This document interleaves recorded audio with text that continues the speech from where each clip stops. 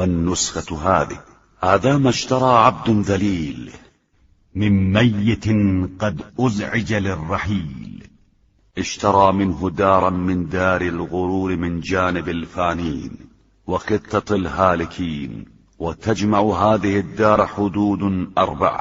میں اس کی دستاویز اس طرح لکھتا، یہ وہ مکان ہے جسے ایک بندہ ذلیل نے اس مرنے والے سے خریدا ہے جسے کوچ کے لیے آمادہ کر دیا گیا ہے۔ یہ مکان دنیائے پرفریب میں واقع ہے جہاں فنا ہونے والوں کی بستی ہے اور ہلاک ہونے والوں کا علاقہ ہے۔ اس مکان کے حدود 4 یہ ہیں۔ الحد الأول ينتهي إلى دواعي الآفات، والحد الثاني ينتهي إلى دواعي المصيبات، والحد الثالث ينتهي إلى الهوى المردي، والحد الرابع ينتهي إلى الشيطان المغوي۔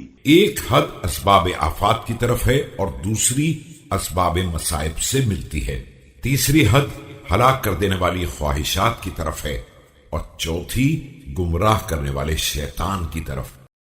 وفيه يشرع باب هذه الدار، اشترى هذا المغتر بالأمل من هذا المزعج بالأجل هذه الدار بالخروج من عز القناعة والدخول في ذل الطلب والضراعة، اور اسی طرف اس گھر کا دروازہ کھلتا ہے۔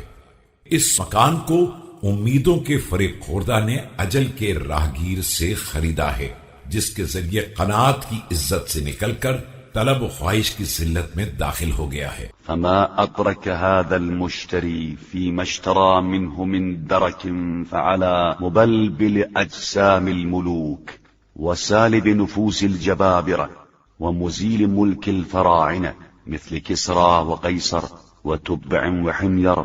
اب اگر اس خریدار کو اس سودے میں کوئی خسارہ ہو تو یہ اس ذات کی ذمہ داری ہے جو بادشاہوں کے جسموں کو تہو بالا کرنے والی، جابروں کی جان نکال لینے والی، فرعونوں کی سلطنت کو تباہ کر دینے والی، کسرا و قیصر، تبع و حمیر۔ ومن جمع المال على المال فأكثر، ومن بنى وشيد وزخرف ونجد وادخر واعتقد ونظر بزعمه للولد، اشخاصهم جميعا إلى موقف الأرض والحساب وموضع الثواب والعقاب۔ اور زیادہ سے زیادہ مال جمع کرنے والوں، مستحکم عمارتیں بنا کر انہیں سجانے والوں، ان میں بہترین فرش بچھانے والوں اور اولاد کے خیال سے ذخیرہ کرنے والوں اور جاگیریں بنانے والوں کو فنا کے گھاٹ اتار دینے والی ہے کہ ان سب کو قیامت کے موقف حساب اور منزل ثواب و عذاب میں حاضر کر دے۔ اذا وقع الامر بفصل القضاء وخسر هنالك المبطلون، شهد على ذلك العقل اذا خرج من اسر الهوى وسلم من علائق الدنيا۔